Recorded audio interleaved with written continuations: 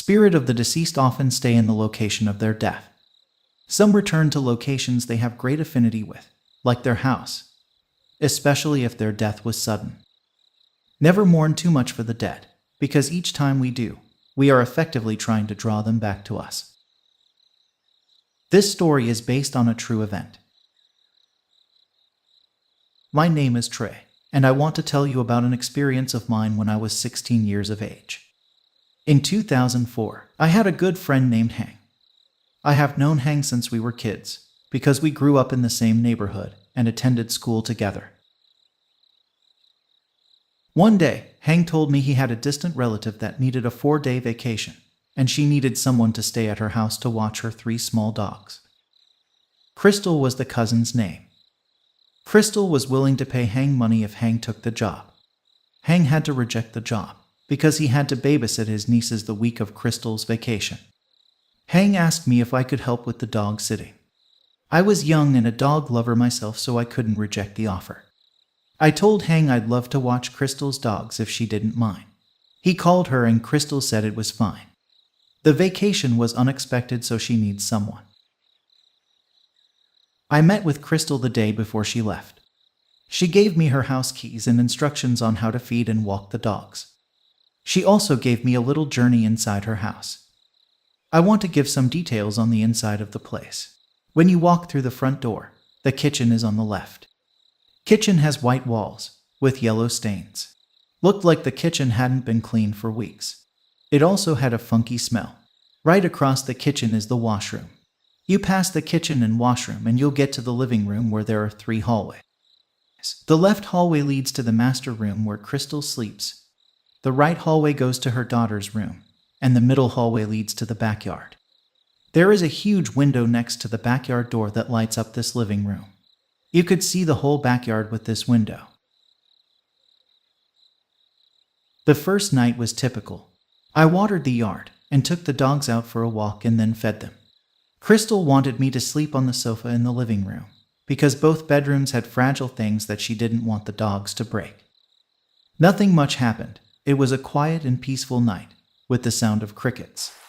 You could hear raindrops if you stood close to the large window.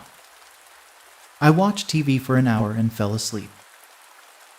At around 2 in the morning, I woke up to the noises of a brown dog named Daisy. Daisy was running back and forth from where we slept to the daughter's bedroom's door. It was like Daisy was trying to play with someone in the daughter's room. I thought I was alone. I said to myself, what if someone broke inside while I was asleep? What if the daughter didn't go on vacation with Crystal, since she never mentioned about the daughter leaving with her? I got up to check on Daisy and found her laying in front of the daughter's door. Daisy lifted her head and made a whiny sound when she saw me. Daisy, what's wrong? I called her. I went to pick her up and checked the daughter's door. It was locked, like Crystal's room. I thought Daisy was chasing mice back and forth because this is an old house. The second night was rainy. It was pouring outside, so the dogs and I stayed inside early. At 9 p.m., I got my clothes ready to take a shower, and I noticed there was a weird sound played by an oriental instrument that I have heard before. The sound was coming from somewhere in the house, but I couldn't locate where it was coming from exactly. The dogs must have heard it too, because they were barking like crazy, running back and forth around the house. At this point, I was getting goosebumps because something seemed off. Dogs that act like this is usually a sign they've seen something or someone outside the house. I looked outside the windows and it was dark, so dark you couldn't see anything outside without a flashlight. I went to calm the dogs, but I noticed only 2 of the dogs were present in the living room. Daisy was not with them. I went to the kitchen thinking she went to look for food or was hiding there due to the loud barking. She wasn't there, nor in the bathroom across from the kitchen. As I approached Crystal's room, the sound of the instrument was playing again. This time it was louder than before. I thought to myself, the neighbors here must be practicing the instrument at this time. Crystal's door was locked, so I headed to the daughter's bedroom. As I went past the living room to the hallway of the daughter's room, I noticed something unusual. There was a light coming from the daughter's bedroom. The door to the daughter's room was slightly open. But how? I checked it the other day when Daisy was laying in front of the door and it was locked. Tons of emotions were racing in my mind and I wanted to go back to the living room, but I heard Daisy whining again. This time she was in the daughter's room. I said to myself, this is an old house and the doorknob was old. Maybe the door wasn't locked and you just had to use a little force on the knob and push the door. I headed to the daughter's room and Daisy was laying on top on the daughter's bed. It was a single bed with some boxes stacked on top of it. Inside the boxes were pictures of the daughters. It looked like Crystal and her daughter were packing to move because all the pictures and posters on the walls were taken down. I didn't want Daisy to break anything, so I took her out and closed the door. As I walked out of the room to the hallway, I heard the daughter's door slowly open. I stopped and couldn't move. It was like I was tased while standing because I was so scared. A little girl's voice called out Daisy from behind me. Daisy got out of my arms and ran back to the room. I slowly turned around to see who was calling Daisy. A girl was standing in the hallway, next to the daughter's room. I could barely see the girls' faces because of the night light shining from the room. It was a little girl. I instantly recognized her from the pictures that were in the girl's room. "Are you Crystal's daughter?" She looked straight at me, both eyes white and wide open. Her hair covered half her face. Her face gradually got more pale, which made her look sickly. Her lower lips dropped, showing glint of teeth, pointed at me and started laughing. It took a few seconds for reality to kick in. I am the only person home. This girl has either broken in here or is a ghost. Daisy was underneath the girl, laying on her feet like Daisy knew her. I turned back to the living room, grabbed my car keys, and headed to the front door. The girl laughed at me again. I opened the door and never looked back. Keep in mind that I was only 16 at this time. I was shaking and never thought of confronting the girl. I got inside my car and drove straight home. On the way home, I called Hang what I saw and for him to check Crystal's house. I was too scared, like I was in shock, so I hung up the phone. Hang called the police, in case it was some homeless girl that broke into Crystal's house, and headed there. Upon arrival, police were already on the scene. Police talked to Hang and checked the house.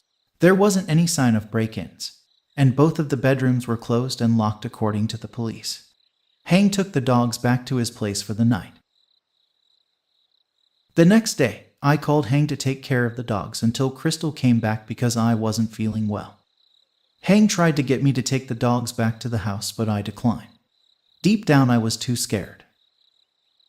Crystal came back from the vacation and Hang told her what happened. Crystal didn't mind because Hang took care of the dogs.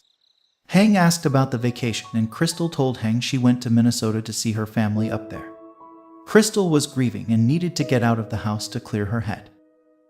Crystal lost her 10-year-old daughter 5 weeks prior to a car accident. The loss was taking a toll on her and she missed days of work staying inside. She thought she was going crazy because strange things were happening around the house. Sometimes she would hear her daughter giggling in her room. Sometimes she would hear her daughter crying, and sometimes she would hear the daughter calling Daisy. Crystal said Daisy was her daughter's favorite dog. Crystal had all their stuff packed and was ready to move out of the house after the vacation. I asked Hang about the instrument that I heard in Crystal House, and Hang told me it's a traditional instrument that their culture uses to play it to the dead. The instrument is often played at a funeral where it guides the dead person to their ancestors in the other world. If the soul gets its direction, then it goes immediately to where it has to go. Otherwise, it wanders aimlessly. Thank you for the scary story, Trey. I would like to take this moment to talk about grief. Grief is universal. At some point in everyone's life, there will be at least one encounter with grief.